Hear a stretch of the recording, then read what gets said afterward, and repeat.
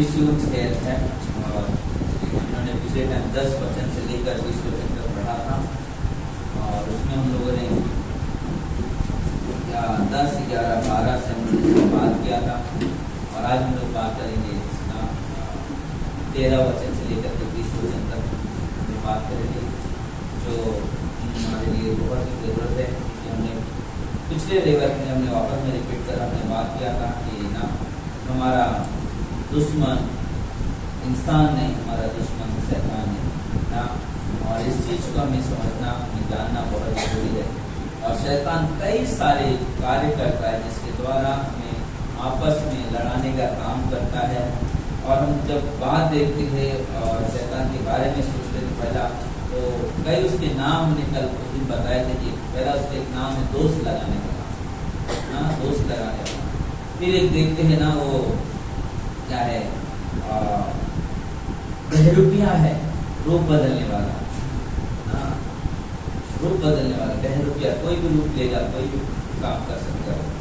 और सामर्थ्य उसमें सामर्थ्य है और वो बहुत सारे चालें चलता है। हमें उस चाल को कभी भी हमें नजरअंदाज नहीं करना चाहिए। और इसलिए जब हमें मालूम है कि शैतान इस तरह से काम करता है तो हमारे पास परमेश्वर ने ना उसका सामना करने के लिए हथियार दिया है। और हम विश्वासियों को उस हथियार को कभी भी ना हमें अनदेखा नहीं करना चाहिए और उसको ऐसे नहीं, अरे नहीं कुछ नहीं होता है, नहीं। परमेश्वर के वादे सच्चे हैं। जब हम उसमें विश्वास करते, हम उसमें भी विश्वास करके परमेश्वर ने ही शैतान से लड़ने के लिए हमें शस्त्र दिया है ना, हथियार दिया। और जब हम लोग देखते 13 से 18 पढ़ेंगे तो हम आगे बढ़ेंगे, हमें और अच्छे से समझ में आएगा हथियार है क्या चीज।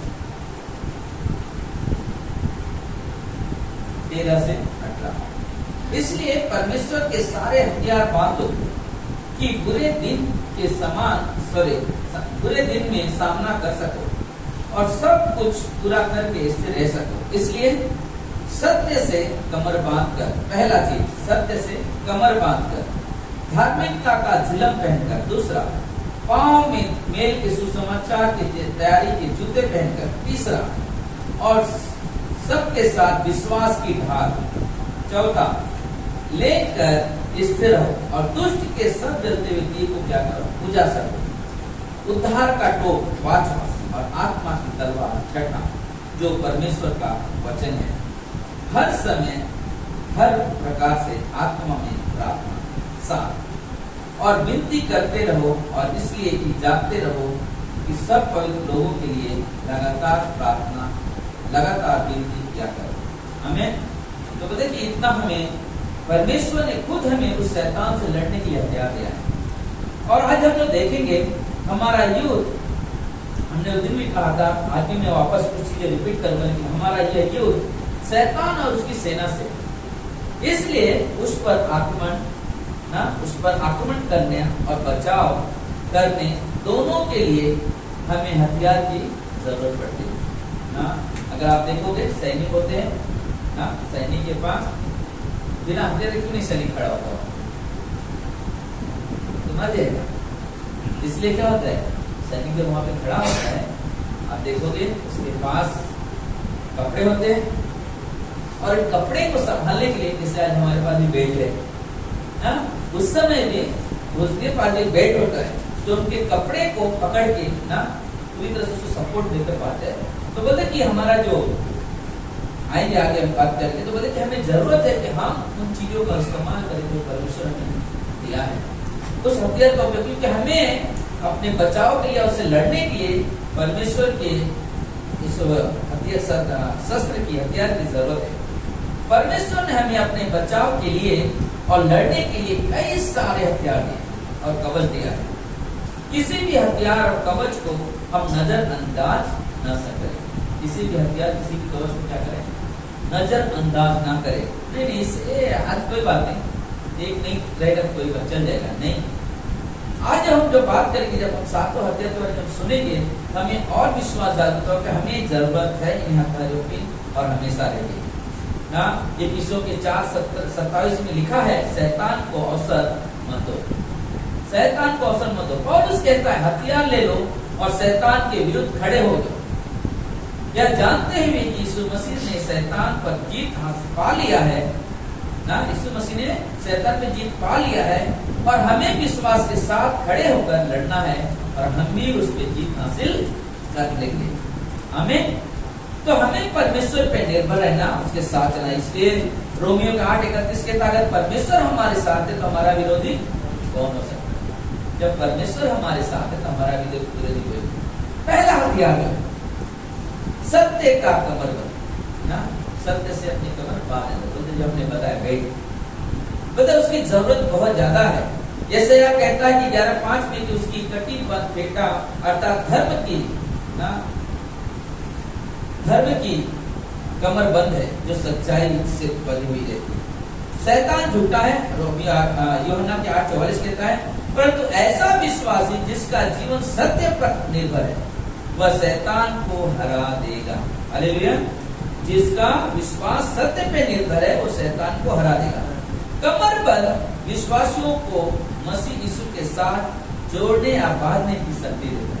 कमरबंद जो है हमें परमेश्वर के साथ, जैसे कि अभी हमारे पास कपड़े हैं ना, तो बोले कि अगर बेल्ट ना हो तो अच्छा आराम से निकल जाएगा पीछे के तो, लेकिन उससे क्या होता है वो पकड़ के रखा हुआ है। पैंट और हमारे शर्ट दोनों को क्या हो बांध के रखा हुआ।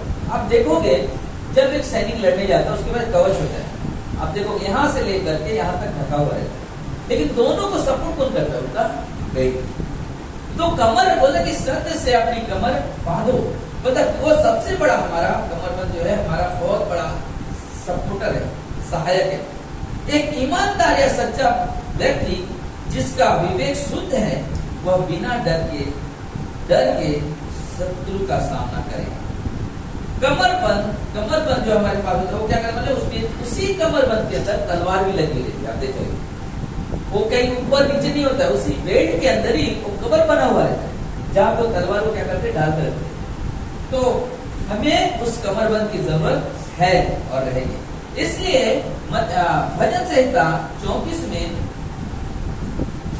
लेखक कहता क्या, देखते भजन संहिता 34:19 से 21 में, धर्मी पर बहुत सी विपत्ति पड़ती तो है परंतु यहोवा उन सब से उनको क्या करता है, मुक्त करता है। वह उसकी हड्डी की रक्षा करता और उनमें से एक भी टूटने नहीं पाएगी। दुष्ट अपनी बुराई के द्वारा मारा जाएगा और धर्मी के बैरी दोषी ठहरेंगे। ठीक है, मतलब दुष्ट अपने कार्यों के द्वारा मारा जाएगा और जो धर्मी जो बैरी है वो नष्ट किए जाएंगे, दोषी ठहरेंगे। तो हमें परमेश्वर ने पहला जो हथियार है हमें सत्य से अपनी कमर बांधने को दिया है ना, जो हमें परमेश्वर के साथ जोड़ता है। परमेश्वर है, सच्चाई है, परमेश्वर का वादा सच्चा है, तो हमें उससे बांधने की जरूरत है। दूसरा चीज धार्मिकता का झिलम, धार्मिकता का झिलम जो हमने पहले बताया, बताओ क्या करता है, यहाँ से लेकर के यहाँ तक हमें ढांके रखता है। कवच बोलते ना, आजकल भी देखो कि मिलिट्री वाले आजकल नए नए फैशन में बहुत सारी चीजें अलग से आ गए हैं, ऐसे पैर डाल लेते।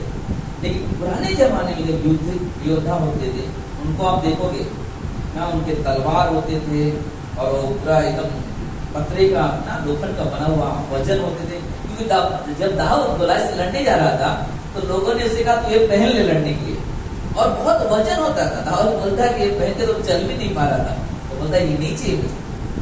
तो हमें धार्मिकता का झिलम की जरूरत है जो हमारे यहाँ से लेकर के गले से लेकर के हमारे कमर तक को क्या करता है, ढांकता है। यह वह झिलम है जो मसीह पर विश्वास करने के द्वारा हमें मिला है। हालेलुया। जब हम प्रभु में विश्वास किए हमें धार्मिकता का वस्त्र मिला है। धार्मिकता है कौन, जिन्होंने प्रभु यीशु पे विश्वास किया संपूर्ण मन से, वो उनके पास धार्मिकता का झिलम है। इफिसियों के 4:24 कहता है मसीह जीवन का प्रतीक है। शैतान आरोप लगाता है, शैतान आरोप लगाने वाला है, परंतु किसी ऐसे व्यक्ति को ढूंढता है जिसपे जो परमेश्वर पे विश्वास करता है। वो किसी और विश्वासी के ऊपर दोष लगाने नहीं जाएगा, वो किसके ऊपर जाता है, मतलब जो धर्मी ठहर चुका है परमेश्वर की नजर। क्योंकि हमने देखा है इफिसियों के 4:24 में मसीह हमारे ना जीवन का प्रतीक है। तो जो परमेश्वर ने हमें धर्मी ठहरा, धार्मिकता का कपड़ा पहना है, तो शैतान को जलन होता है, शैतान को नफरत होता है।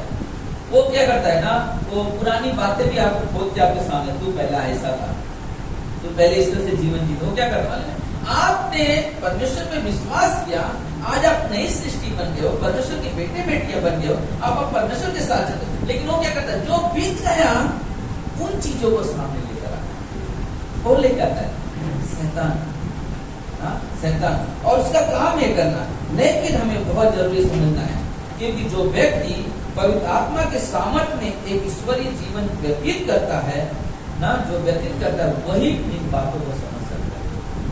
और शैतान विश्वासियों पे हमेशा आरोप लगाते हुए आया है और वो लगाता रहेगा। लेकिन हमारा काम है, हमारा परमेश्वर सच्चा है, पवित्र है, सामर्थ्य है, सर्वव्यापी है, सब जगह उपस्थित रहता है, सर्वशक्तिमान है, वो यहोवा राफा है, यहोवा यदोनाय है, यहोवा शालोम है ना। तो हमें अपने परमेश्वर पे संदेह करने की जरूरत नहीं है। हमारा परमेश्वर आज भी वैसे ही काम करता है जैसे उसने पुराने नियम में काम किया, नए नियम में परमेश्वर से। उसे मसीह जीवन जीने वालों व्यक्तियों को उससे नफरत होता है। किसे? शैतान। जो मसीह जीवन जीता है उससे नफरत है। अगर आप मसीह जीवन नहीं जी रहे हो, मसीह में हो लेकिन वो जीवन नहीं जी रहे, तो उसको मजा आता है, बोला अच्छा जरूरत है उसके पीछे जाना। ऑलरेडी वो बेविचार में जी रहे, ऑलरेडी वो गलत संगति में जी रहे, तो शैतान वाला उसमें नहीं क्यों इंटरेस्ट लेना, वो खुद ही परमेश्वर की निंदा कर रहा है, तो मुझे क्यों जाके उसको बोलूं। लेकिन जो व्यक्ति उसमें नहीं चलता है, जो व्यक्ति बुराई में नहीं चलता है, गलत चीजों में नहीं चलता, तो मतलब उनके पीछे शैतान खड़ा हुआ है। देख देख कैसा कर रहा है, देख ये कैसा कर रहा है, देख कैसे जी रहा है। शैतान का काम है दोष लगाना। हमें उस चीज को समझना बहुत जरूरी है ना। तो लगा कुछ भी करे वो हारा हुआ था, हारा हुआ है और हारा हुआ ही रहेगा। हालेलुया। तीसरा चीज, सुसमाचार के जूते। आप सैनिक को देखते हो, सैनिक का जूते कितना हैवी होते हैं, अगर किसी को धीरे से मारेगा ना वो पकड़ के बैठ जाएगा।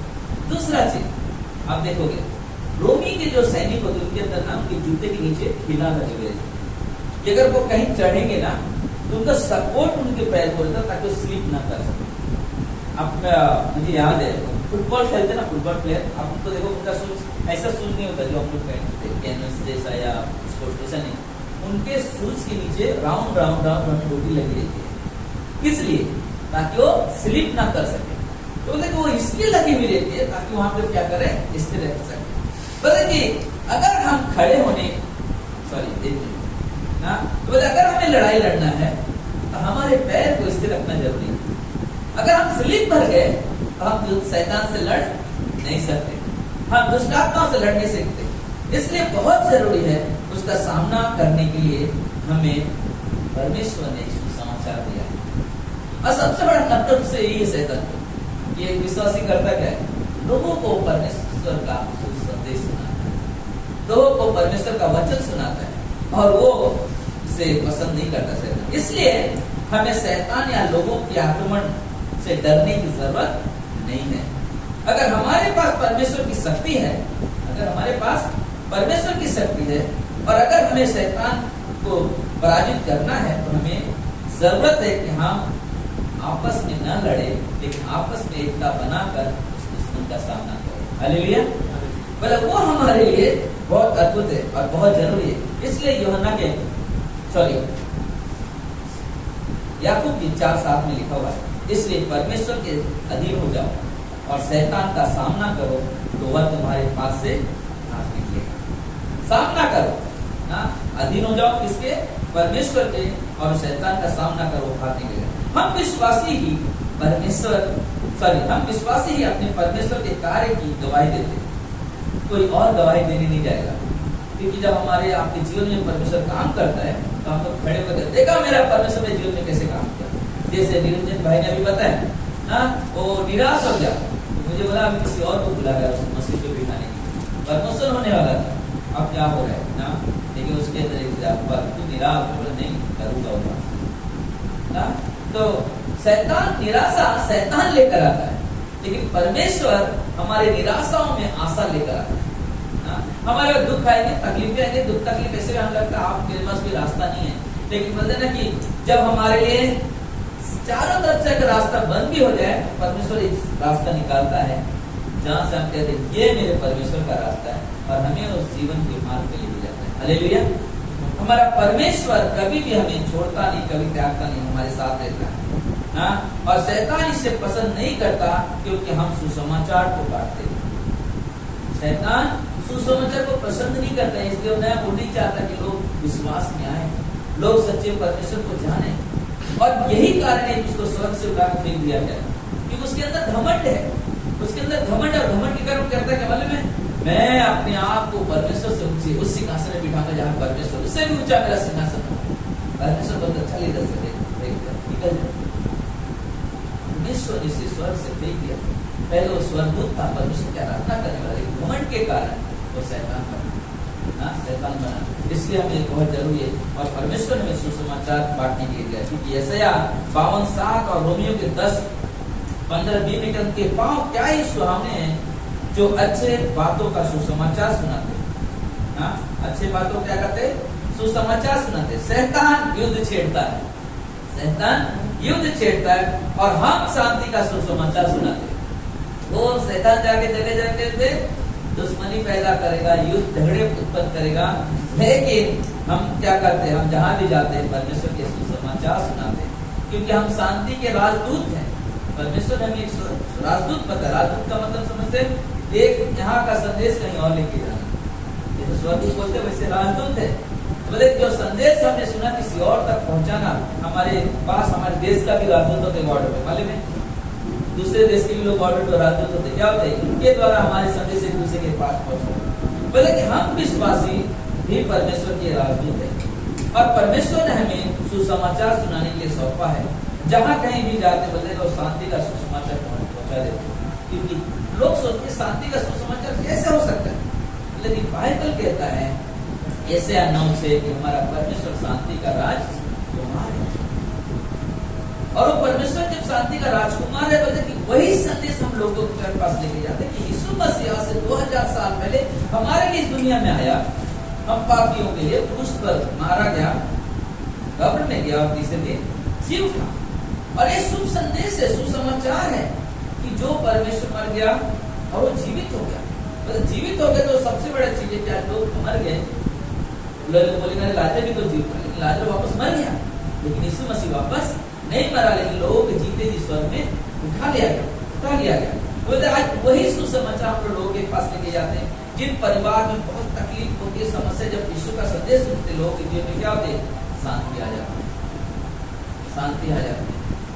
और ये सच्चाई है, क्योंकि परमेश्वर यीशु में जो शांति है कहीं मिलेगी नहीं। एक आदमी जब कहीं टूटा हुआ रहता है, बिखरा हुआ रहता है, और बहुत कार्य करता है, बहुत कुछ सोचता है करने के लिए, कोई बीमारी से ग्रसित है, और बीमारी का इलाज कर करके थक गया, और उसके घर में देखोगे आप तो एक बहुत बड़ी मुसीबत जैसा दिखाई, बहुत बड़ी चिंताएं बनी रहेगी। लेकिन अचानक सोचो, कोई याद कर उसे कहते कि मुझे याद आज से 2005 की बात, 4 की बात है, एक लड़की थी, वो दोनों पेट उसके खराब हो गए थे, और उसके माँ बाप ना बहुत ही गरीब परिस्थिति में, उसका जो भाई था वो काम करता था, उसका 12,000 उसकी नौकरी थी, 12,000 के पेमेंट था, और उसको सप्ताह में 2 बार उसको डायलिसिस करना पड़ा, क्योंकि उसको दोनों किडनी खराब हो गई, और इकलौती बहन थी उसकी, एक भाई बहन, बाकी कोई माँ बाप। तो उन लोग ने बहुत कुछ किया, और वो हिंदू परिवार से तो प्रभु को नहीं जानते थे, और वो लड़की जो अपने घर में इसी सोई पड़ी हुई थी, सोई पड़ा, सबके आंखों में आंसू, रोना, निराशा, सब ऐसे पड़े हुए। तो हम लोग जैसे कि एक आदमी देखा वहाँ से निकल के गया, तो कोई बाबा था वहाँ से पढ़ के कुछ रहा हुआ चला गया। तो बाद में हम लोग दरवाजा ठोका, तो पूछा हम लोग प्रभु उसका संदेश सुनाना कि क्या बहुत तकलीफ है, क्या बात। तो उन्होंने कहा कि मेरी बेटी इस तरह से बहुत तकलीफ है, और मैं उसकी माँ को मैं अपना किडनी देने को भी तैयार हूँ, लेकिन डॉक्टर ने माना कि 4 लाख मेरे पास मेडिसिन में 4 लाख, लेकिन मेरे पास कोई रास्ता नहीं, इसलिए मेरी बेटी को सप्ताह में 2 बार डायलिसिस करना पड़ता है, वो भी पैसा नहीं, कैसे करते कि मुझे ही मालूम है, लेकिन मेरे को बहुत तकलीफ है, तो उससे क्या होने वाला है? तो उन्होंने कहा यीशु मसीह होकर इसलिए बदलता है। जब यीशु मसीह 38 वर्ष के रोगी जो तालाब में किनारे बैठा हुआ था, तो वो चंगाई पा गया बिना पानी में कूदे हुए, तो प्रभु तुम्हारी बेटी के जीवन में चमत्कार कर सकता है, हमें विश्वास है। तो उसने कहा ठीक है, तो जब बैठे सुसमाचार सुना गया, प्रार्थना और प्रार्थना होने के बाद उसके अंदर बहुत अच्छा फील महसूस, अच्छा शांति महसूस हुआ। उसने कहा अच्छा लग रहा है, तो बोला कि हमारा परसों दिन सभा में आहिस्ता आहिस्ता आहिस्ता आहिस्ता अभी मम्मी जा रही है, और लेकिन अब उसका जीवन में थोड़ा सा बदलता हुआ दिखाई दे रहा है। जो उनके अंदर उसकी माँ में ऐसा बैठ गई थी, वो निकल गया, अब उनके अंदर की शांति। सबसे बड़ी शांति क्या होगी मालूम है? एक व्यक्ति जो प्रभु को विश्वास करता है, अगर वो मर भी गया तो भी अनंत काल के लिए परमेश्वर के पास है। लेकिन एक विश्वासी नहीं है और अब मर गया, क्या अनंत काल के लिए? और ये जब उन्होंने उद्धार का संदेश सुना, उद्धार की प्रार्थना के अंदर बहुत बड़ी शांति हुई। अब कोई बात आप में सच्चाई मालूम पड़ेगा, और अब हमारा कोई परमेश्वर नहीं, हमारा परमेश्वर से चलने लगा। 1.5 महीने के बाद अचानक उनके पास फोन आया कि आपकी बेटी का ऑपरेशन का पूरा पैसा तैयार हो चुका है, आप इंडिया में जाकर ऑपरेशन करा। सोचो, यही सब सुसमाचार है। उनके पास कोई उम्मीद नहीं, कोई सहारा नहीं, लेकिन परमेश्वर प्रार्थना सुनता है और वो हालेलुया। और वो चीज वही है कि हम जो सुसमाचार सुनते हैं और सुसमाचार के द्वारा लोगों का जीवन बदलता है। चौथा चीज, विश्वास की ढाल। विश्वास की ढाल आप देखोगे पहले से नहीं, उनके पास एक ढाल होती है। बाइबल में जो ढाल होती है कैसे होते मालूम है? ये लकड़ी का बना हुआ, उसके पास कई ऊपर चमड़े के द्वारा सिलाई किया जाता था। तो ऐसे 4 फुट होता था और ऐसा 2 फुट होता था। उसको करके उसके अच्छे से उसको चिपकाया जाता था। तो अगर तालाब तलवार भाले मारा भी जाए तो जाकर उस पर लगे और जम करके पीछे हटे, कभी गोल नहीं होता था उसके। तो बोलते कि हमारे पास एक विश्वास की ढाल, एक परमेश्वर ने हमें विश्वास की ढाल, बोलते कि वो हमारे लिए बहुत जरूरी है। बोलते जब शैतान क्या करता है, जब वार करता है, तो अगर आपके अंदर विश्वास है कि मेरा यीशु, मेरा परमेश्वर मेरे साथ है और हमेशा मेरे साथ रहेगा, बोलते सबसे बड़ा विश्वास ये है आपका। और इस विश्वास से आप शैतान को हरा दोगे, हालेलुया, हरा दोगे और आप भी जेल में जीवन प्रवेश करोगे। हम मसीह लोग युद्ध में अकेले नहीं लड़ सकते, हमेशा याद रखें। हम बोलेंगे अरे नहीं मैं लड़ लूंगा, मुझे कुछ बात नहीं है। लेकिन जीवित विश्वास यानी कि परमेश्वर की प्रतिज्ञा की शक्ति पर विश्वास करो।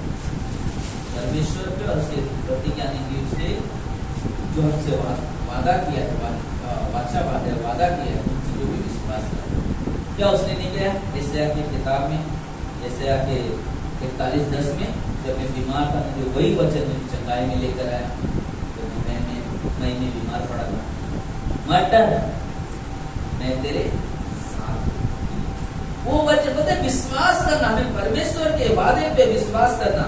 जो वो कहता है मत डर क्योंकि मैं तेरे साथ हूँ, इधर उधर मत ताक क्योंकि मैं तेरा परमेश्वर हूँ। पता दुश्मन के सामने खड़े हो, आप विचार मेरा परमेश्वर मेरे साथ है। दाऊद राजा उसके सामने गुलायत आया ना, लोग वो दाऊद गुलायत में देख के हंस रहे उसको, और बाद में बोलते हुए मैं कुत्ता हूँ जो राजा ने एक बच्चे को भेज दिया मारने के लिए ना।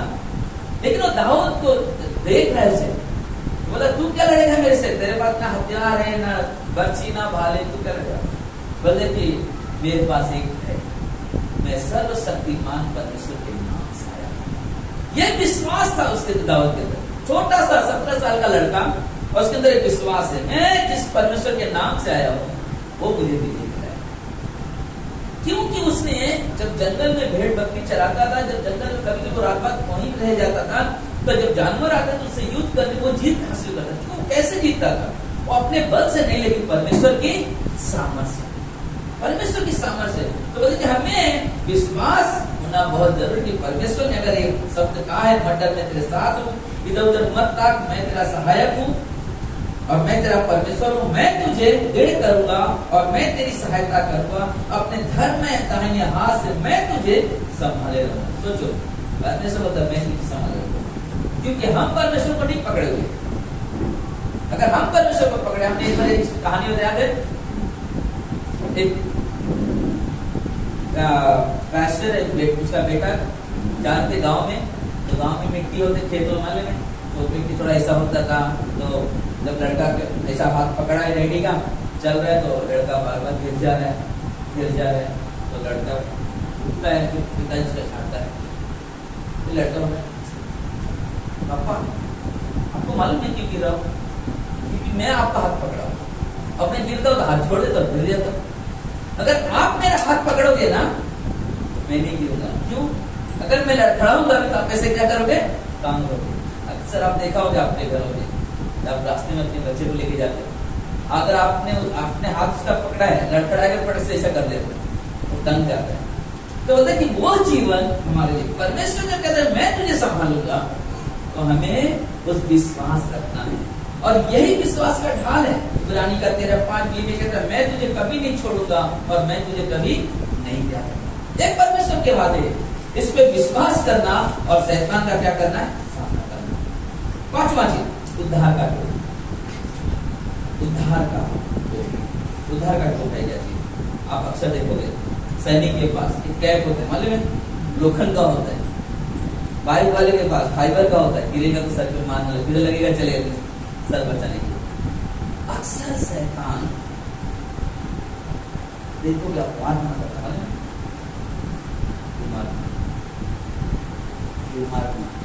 इसलिए परमेश्वर ने क्या किया?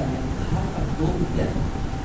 जब हम उसको पहन लेते हैं ना, मतलब उसके तीर भी आते हैं, लग के पीछे चले जाते हैं। शैतान के जब तीर भी आते हैं, वो लग के पीछे चले जाते हैं, वो कुछ कर नहीं पाता है ना, कुछ कर नहीं पाता है। इसलिए हमें जैसे कि आप देखा आपने उत्पत्ति में 3 में देखो, क्या उसको हाथ पकड़ के खिलाया फल हवा को? पहला तो उसके अपने बातों में उसको घुमा दिया। अक्सर आप देखो दिमाग काम कर लिया, उसके दिमाग में बैठ गया सही है बुरा है, लेकिन सही है तो बुराई की तरफ चला जाए। अगर उसके दिमाग में चल नहीं सही, तो उसने क्या किया? परमेश्वर ने क्या सचमुच का इसका फल मत खाना? शैतान पूछता है। हवा क्या बोली? हाँ परमेश्वर ने कहा है इसे मत खाना, ना तो इसे छूना। नहीं तुम नहीं जानते हो, परमेश्वर नहीं चाहता कि तुम इसके ऐसे हो जाओ, इसलिए परमेश्वर ने तुम्हें खाने को मना किया। अब क्या किया? उसने माइंड को, दिमाग को घुमा दिया। शैतान हमेशा उस चीज का उपयोग करता है, और इसलिए हमारे लिए हमारे पास उद्धार का टोप दिया है परमेश्वर ने। दूसरा कुरिन्थियों की 11:3 कहता है चतुराई से जैसे हवा को बहकाया, कहीं ऐसा न हो कि हर एक को बहकाए। इसलिए हमें बहुत जरूरी है हम अपने सर को सुरक्षित रखने का यत्न करें, हम अपने दिमाग को सुरक्षित रखने का यत्न करें। कैसे रख सकते हैं अपने दिमाग को सुरक्षित? जब हम परमेश्वर के वचन को दिन रात क्या करते हैं? मनन करते हैं। आप जब बाइबल पढ़ते हो, जब कोई समस्या परिस्थिति आई है, आप उस वचन से वार करो, आप उस वचन से बात करो, और परमेश्वर उस वचन का जो उद्धार का टोप है वो हमें क्या करेगा? हमारे दिमाग को नियंत्रण में रखेगा। शैतान कितने भी बात करेगा, कितने भी कुछ करेगा, वो सुनेगा नहीं, हमारे दिमाग में आएगा। क्यों? क्योंकि हमारे पास उद्धार का टोप है, हमारे पास उद्धार का टोप है जो बाइबल में अध्ययन करता है, मनन करता है। बता कि यीशु मसीह ने क्या किया? यीशु मसीह ने शैतान को जवाब दिया। किस चीज से जवाब दिया? वचन से जवाब दिया। वो लाया वचन में, वो वचन से भी दिमाग को घुमाने की कोशिश करता है। वचन में लिखा है ना, बाहर से गिरे स्वर्गदूत, तो लिखा है ना स्वर्गदूत हाथों हाथ उठा लेते, गिरा दे यहाँ से। लेकिन यीशु मसीह ने हर शब्द में चीज कहा, वचन में लिखा है, वचन में लिखा है, मनुष्य केवल रोटी से नहीं परमेश्वर से निकलने वाले वचन से जीवित रहता है। परमेश्वर के वचन में लिखा है अपने परमेश्वर की परीक्षा मत लो। परमेश्वर के वचन में लिखा है मुझे छोड़ किसी को दंडवत ना करना। क्या कर रहे? तो अगर सोचो वचन ना हो तो क्या करेगा? उसके दिमाग को भ्रष्ट कर देगा। लेकिन सोचो यीशु मसीह ने उपयोग करके एक चीज सिखाया कि तुम भी वचन का उपयोग करो, तुम भी वचन का उपयोग करो। इसलिए दूसरा पतरस के 3:18 कहता हमें अनुग्रह और हमारे प्रभु उद्धार करता यीशु मसीह के ज्ञान में आगे बढ़ना जरूरी है ना। हमें अनुग्रह में और हमारे प्रभु के और उद्धार करता प्रभु यीशु मसीह के ज्ञान में ना बढ़ना है, जरूरी है। परमेश्वर हमें क्या ज्ञान दे रहा है, बाइबल हमें क्या सिखा रहा है, उसमें बढ़ो। जब आप उस वचन में पढ़ोगे, आपके पास बात करने के लिए वचन होगा। नहीं, यहाँ पे क्या लिखा, ये हमें समझना बहुत जरूरी है। और हमें, क्योंकि आज वाले में संसार में शैतान इतनी बुरी तरीके से लोग को देख को वास कर रहा है, लोगों को विश्वास से भटका रहा है, बुराई की तरफ लेके जा रहा है। कारण क्या, क्यों भटक रहे हो व्यक्ति? क्योंकि उनके पास परमेश्वर का वचन अस्थायी रूप से स्थिर नहीं है, उनके पास वचन नहीं है। चर्च आना है, बैठना है, हम घर में जाकर वचन का अध्ययन नहीं करते। हम व्यक्तिगत, हमारा संबंध नहीं है परमेश्वर के साथ। कलीसिया का संबंध अलग है, बाइबल स्टडी का जो संगति वो अलग है, लेकिन जो हम संगति अपना खुद का व्यक्तिगत जो परमेश्वर से करते हैं वो अलग रिश्ता है। व्यक्तिगत रिश्ते में हमारे अंदर और भी सामर्थ्य उत्पन्न होता है, क्योंकि आप उस समय होने से आप और आपका परमेश्वर है, वहां पे कोई नहीं। और आप उसके साथ प्रार्थना में समय बिता रहे हो, बात कर रहे हो, परमेश्वर आपके वचन की आपके बातों की तरफ ध्यान कर रहे हो। और इसलिए हमारे लिए जरूरी है कि हम परमेश्वर के अनुग्रह और प्रभु और उद्धारकर्ता यीशु मसीह के ज्ञान में बढ़ते रहे। छठवां, आत्मा की तलवार। आत्मा की तलवार, तलवार करता है, मान लिया पतरस के पास भी तलवार था। जब यीशु मसीह को पकड़ने फटक से निकाला, काट दिया, तुरंत उसका काम काट दिया। बोले हर सैनिक, बेशक वहां पे गन है सब तो, लेकिन तल उनके पास रहता है। किस लिए रहता है? कभी जंगल को काटने के लिए होता है, किसी छोटा मोटा जानवर को मारने के लिए होता है, सब करने के लिए। तो देखिए, आत्मा की तलवार हमारे लिए बहुत जरूरी है, क्योंकि आत्मा की जो तलवार है, जो हमें परमेश्वर के द्वारा दिया गया है, वो क्या करता? हमारा सुरक्षा करता है, हमारा सुरक्षा करता है, हमारे सुरक्षा के लिए दिया गया है। एक योद्धा के पास तलवार ना किसी के पास छोटा होता है, किसी के बड़ा होता है, लेकिन रहता है। इब्रानी के 4:12 कहते हैं कि परमेश्वर का वचन दो धारी तलवार है। आप देखोगे, जो संसार का जो तलवार है, जो लोग लड़ाइयों में यूज करते हैं, उससे इंसान को मार डालेंगे, यानी कि उसके जीवन को खत्म कर देंगे। लेकिन जो वचन हम इस्तेमाल करते हैं, परमेश्वर ने जो दिया है इस्तेमाल करते, उससे कहा जाता है बाइबल। जब हम बाइबल का इस्तेमाल करते हैं, लोग मरते नहीं हैं, लेकिन क्या होता है? लोगों का जीवन बदल जाता है। हालेलुया। परमेश्वर का वचन होता है, बोले कि परमेश्वर का जो तलवार है और जो संसारिक तलवार है, फर्क है। संसारिक तलवार को हमेशा धार लगाना पड़ता है, परमेश्वर के तलवार को धार लगाने की जरूरत नहीं होती, क्योंकि वो इधर से भी चलता है और इधर से भी चलता है। चाहे आप मुक्ति से उठा के पढ़ लो, चाहे रेवलेशन यानी प्रकाशित वाक्य से पढ़ लो, हर जगह से आप पढ़ोगे, आपके जीवन को परमेश्वर जरूर साफ करेगा, जरूर आपके अंदर नया जीवन उत्पन्न करेगा। क्यों? क्योंकि परमेश्वर का वचन जीवित जो धारित तलवार है, वो आत्मा, प्राण, हृदय को बेचता है। मतलब सोचो ना, मैं तो काम 2 अध्याय में पतरस उसके साथ और भी लोग 120 लोग वहां पे प्रचार कर रहे थे उसके लिए, लेकिन वो वचन लोगों के हृदय को क्या कर दिया? बेच दिया। वहां पे लिखा 37 वचन है, उसके हृदय को छीन गए। परमेश्वर का वचन के अंदर काम किया और लोगों ने परमेश्वर की महिमा करी। जब एक परमेश्वर का वचन कोई व्यक्ति जब विश्वास करता है और उसे रियल में अगर परमेश्वर का वचन छुआ है, उसके जीवन में काम कर रहा है परमेश्वर का वचन, आप उसके जीवन को कभी भी आप उससे बुराई की तरफ जाते हुए नहीं देखते।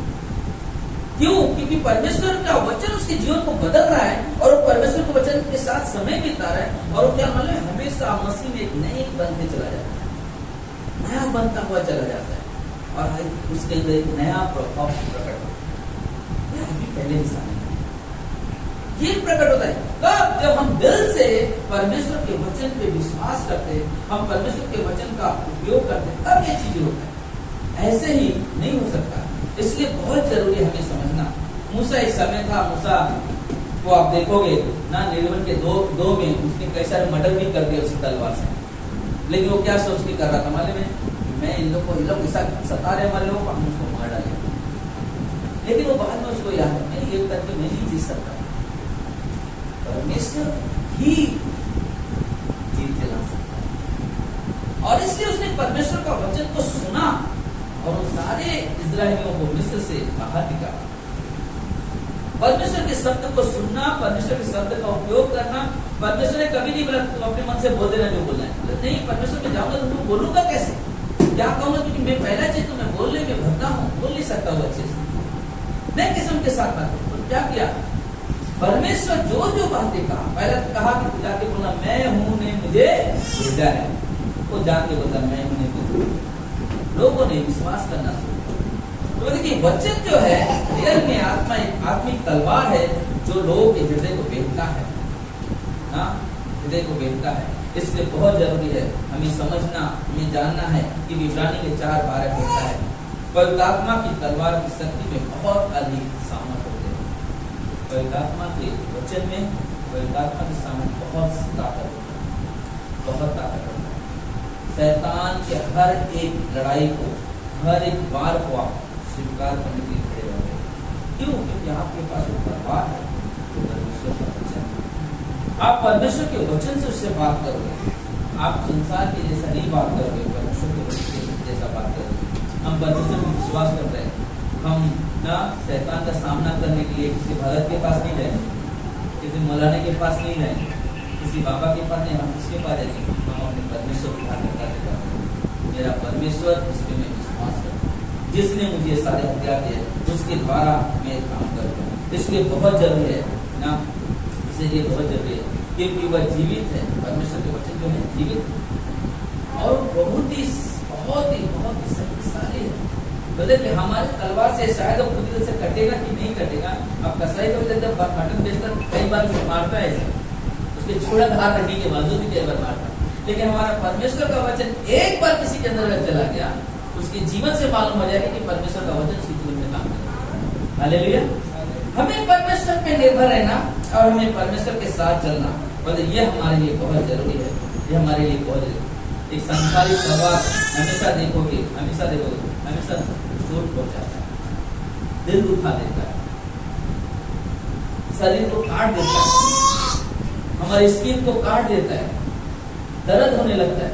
लेकिन परमेश्वर का जो वचन जो तलवार है, उस तलवार से हमारे जीवन में आनंद और खुशियां आने लगती। हालेलुया। परमेश्वर के वचन में ताकत है, वो इतना अद्भुत हमारे परमेश्वर का तलवार है। इसलिए हमें पवित्र आत्मा की तलवार घाव को चंगा करता है और हमें जीवन देता है ना, घाव को चंगा जीवन। आखिरी प्रार्थना का सामना, प्रार्थना का सामना। भले आप सब कुछ कर लिया है, आप बोलोगे जरूरी थोड़ी सब कुछ, बाकी तो है, प्रार्थना की क्या जरूरत है? नहीं, प्रार्थना की जरूरत है। प्रार्थना हो सकती है जो मसीह ना, मसीह विश्वासियों को कवच पहनाने और तलवार बांधने में मदद करता है।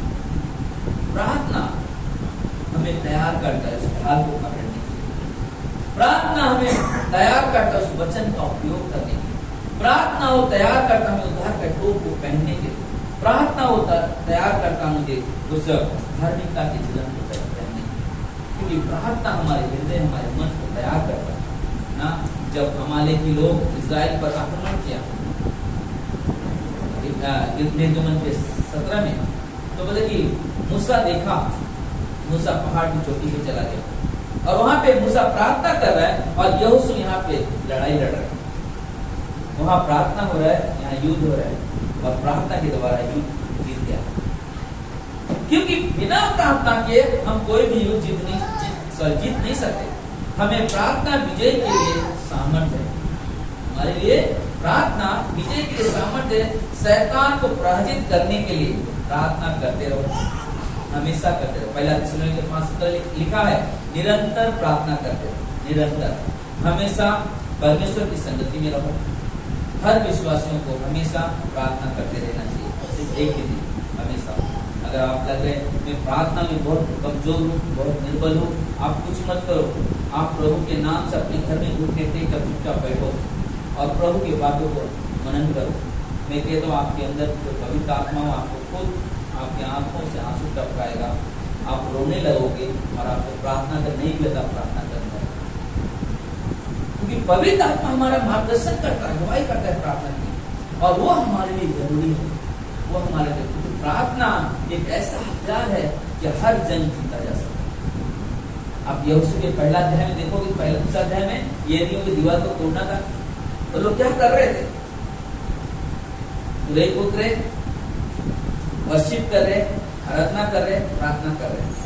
तो जब वो लोग आ रहे, एक बार वो लोग सब एरियो के लोग सोए हुए हैं, अरे राउंड लगा के लोग जा रहे रिटर्न, तो एक बोलते लगता नहीं, लोग डर गए, आए थे वापस चले गए, कुछ कर नहीं पाए, चले गए। फिर देख रहे वापस से लोग आ रहे, राउंड मार रहे, 6 दिन हो गया, लगता है लोग कुछ नहीं करेंगे। 7वें दिन वही प्रार्थना, वही बिगुल बजाना, वही आराधना करना, एक एक दीवार, इतनी मोटी मोटी दीवारें थी उनके सर पहना की, सारे टूट गए, सारे टूटे, क्योंकि प्रार्थना में ताकत है, प्रार्थना में ताकत, प्रार्थना जैसा हथियार कुछ नहीं।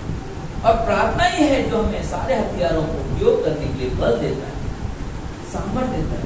हमें हमेशा याद रखे, हमेशा याद रखे। अगर जिसने पिछले रविवार का संदेश नहीं सुना, यूट्यूब पे डाला हुआ है, आप वहाँ पे वापस सुनो। आप ये दोनों जब साथ ही सुनोगे, आपको बहुत ही प्रेरणाएं मिलेगी और बहुत ही ताकत मिलेगा, बहुत ही हिम्मत मिलेगा कि हम किसके पीछे चल रहे हैं, कौन है हमारा दोस्त, कौन हमारा दुश्मन, हम किसकी महिमा कर रहे हैं। क्या सब कुछ परमेश्वर में सामर्थ्य है, क्या सब कुछ शैतान में सामर्थ्य है।